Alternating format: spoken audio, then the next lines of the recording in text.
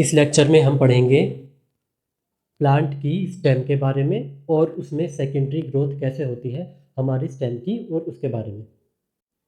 जब हमारे प्लांट की स्टेम यंग होती है, जब हमारा प्लांट यंग होता है तो उसकी स्टेम काफ़ी थिन होती है और उसमें सारे लिविंग सेल होते हैं और वो हमें ग्रीन कलर की विजिबल होती है।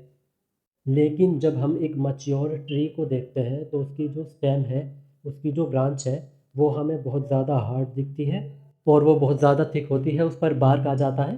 तो ये जो ग्रोथ हुई हमारे प्लांट में स्टेम की, जब वो पतली थी, थिन थी, यंग थी, उससे फिर वो मैच्योर होने के बाद जो उसके बाहर की तरफ बहुत सारी प्रोटेक्टिव लेयर्स बन गई हार्ड हार्ड टिश्यूज़ की। तो ये कैसे हुआ, आज हम इस प्रोसेस को समझेंगे। इस ग्रोथ को हम सेकेंडरी ग्रोथ कहते हैं। हमने मेरिस्टेमेटिक टिश्यू में प्राइमरी मेरिस्टेम जो कि अपाइकल मेरिस्टेम और इंटरकैलरी मेरिस्टेम है ये पढ़े थे, और जो सेकेंडरी मेरिस्टेम है लेटरल मेरिस्टेम उन्हें भी पढ़ा था। तो ये जो सेकेंडरी ग्रोथ है ये हमारे लेटरल मेरिस्टेम करते हैं, इसीलिए हम इन्हें सेकेंडरी मेरिस्टेम भी बोलते हैं। तो हमारी बुक में एक यंग स्टेम का क्रॉस सेक्शन दिखा रखा है, उसका डायग्राम दिखा रखा है कि अगर हम किसी यंग स्टेम को कट करते हैं तो उसके अंदर क्या क्या स्ट्रक्चर होते हैं उन्हें दिखाया गया है। तो इस डायग्राम में हम देखते हैं कि सबसे बाहर वाली जो लेयर है वो है एपिडर्मिस। एपिडर्मिस के बारे में हमने पढ़ ही लिया है। इसके बराबर वाला जो डायग्राम है इसमें इसी डायग्राम को वर्टिकल रखकर अच्छे से एक्सप्लेन किया गया है। इस डायग्राम में ये हम देख रहे हैं एपिडर्मिस है इसमें भी, और इसमें ये जो हेयर जैसे स्ट्रक्चर निकल रहे हैं इन्हें हम ट्राइकोम्स कहते हैं। एक हमारे होते हैं रूट हेयर्स जो रूट में पाए जाते हैं, ये जो ट्राइकोम्स हैं ये हमारे स्टेम में पाए जाते हैं, ये एपिडर्मिस के बने होते हैं। इसके बाद जो हमारी लेयर है एपिडर्मिस के नीचे ये है कोलेनकाइमा टिश्यूज़ की। कोलेनकाइमा टिश्यूज़ के बारे में हमने पढ़ लिया।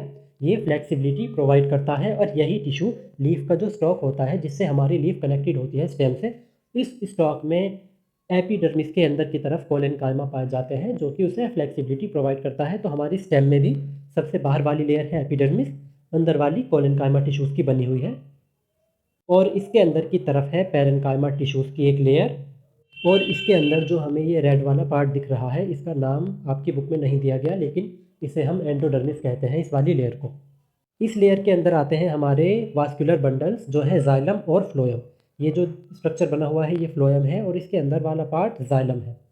तो इन्हें हम कलेक्टिवली वास्कुलर बंडल कहते हैं, जाइलम और फ्लोएम को।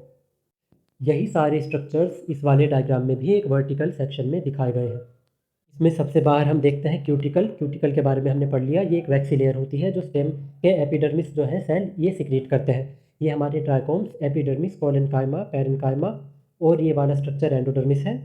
और इसके नीचे जो ये हम देख रहे हैं ये फ्लोएम है, और सबसे अंदर वाले जो ये बंडल्स हैं ये है जाइलम, ये वास्कुलर बंडल है।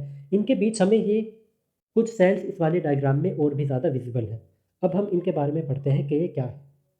तो इस वाले डायग्राम में हम अगर अच्छे से देखें तो हमें फ्लोएम और जाइलम के बीच एक लेयर और दिखाई दे रही है, और ये जो टिश्यूज़ हैं ये इसी लेयर के हैं। इस लेयर को हम वास्कुलर कैम्बियम कहते हैं। ये भी हमारे लेटरल मेरिस्टेम के बने होते हैं। ये हमारे प्लांट में सेकेंडरी ग्रोथ करते हैं, ये ग्रो करते हैं और हमारे जाइलम और फ्लोएम बनते हैं, जिसकी वजह से हमारे प्लांट की जो गर्थ है, जो हमारे प्लांट की चौड़ाई है वो बढ़ जाती है। तो ये एक टाइप के लेटरल मेरिस्टम ये भी हैं, इसे हम वास्कुलर कैम्बियम कहते हैं। ये हमारे लेटरल मेरिस्टम है, ये बात हमें याद रखनी है, जो कि सेकेंडरी मेरिस्टम भी कहे जाते हैं, और ये हमारे प्लांट की सेकेंडरी ग्रोथ करते हैं। तो हमारे एक लेटरल मेरिस्टम तो ये हो गई। हमारी दूसरी टाइप का जो लेटरल मेरिस्टम है वो पाए जाते हैं हमारे स्टेम के कॉर्टेक्स में। अब कॉर्टेक्स क्या है? हमारे वास्कुलर बंडल के बाहर के जितने भी लेयर्स हैं इन सारी लेयर्स को हम कॉर्टेक्स बोलते हैं। इस कॉर्टेक्स में जो हमारे पेरेन्काइमा सेल हैं ये सेकेंडरी ग्रोथ के टाइम डी डिफरेंशिएशन कर जाते हैं। डी डिफरेंशिएशन का मतलब होता है कि ये फिर से मेरिस्टेम बन जाते हैं। ये शुरुआत में मेरिस्टेम थे, फिर ये परमानेंट टिश्यू बन गए जो कि हमारे पेरेन्काइमा सिंपल परमानेंट टिश्यूज़। इस प्रोसेस को कहा था हमने डिफरेंशिएशन। अब ये जो हमारे परमानेंट टिश्यूज़ हैं, पेरेन्काइमा है, ये दोबारा से मेरिस्टेमेटिक टिश्यूज़ बन जाते हैं, लेटरल मेरिस्टेम बन जाते हैं। इन्हें हम कहते हैं कॉर्क कैम्बियम। तो कॉर्क कैम्बियम जो ये लेयर बन जाती है इनके बीच, पेरेन्काइमा मेरिस्टेमेटिक बन जाते हैं और एक लेयर बन जाती है कॉर्क कैम्बियम। वो लेयर लेटरल मेरिस्टेम की है, वो लेयर हमारा कॉर्क बनाती है। अब जब ये सेल मेरिस्टेमेटिक बन गए, ये हमारा कॉर्क कैम्बियम बन गया, तो अब इस कॉर्क कैम्बियम की ग्रोथ होती है। इसके सेल्स डिवाइड करते हैं बाहर की साइड भी और अंदर की साइड भी।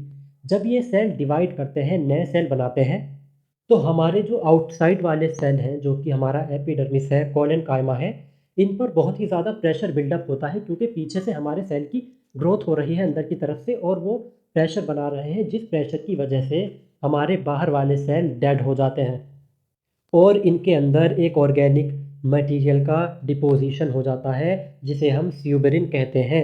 ये ना ही अंदर गैसेस को अलाउ करता, ना ही वाटर को अलाउ करता। ये वाटर और गैसेस के लिए इम्परमिएबल है। इनके बीच कोई भी इंटरसेल्युलर स्पेस नहीं पाए जाते। ये बहुत ही ज़्यादा कॉम्पैक्टली अरेंज होते हैं और ये हमें काफ़ी हार्ड विजिबल होते हैं आउटसाइड से। तो अब हमने कॉर्क के बारे में सेल की डिस्कवरी में पढ़ा था कि रॉबर्ट हुक ने कॉर्क में सेल की डिस्कवरी करी, कॉर्क को ऑब्जर्व करके।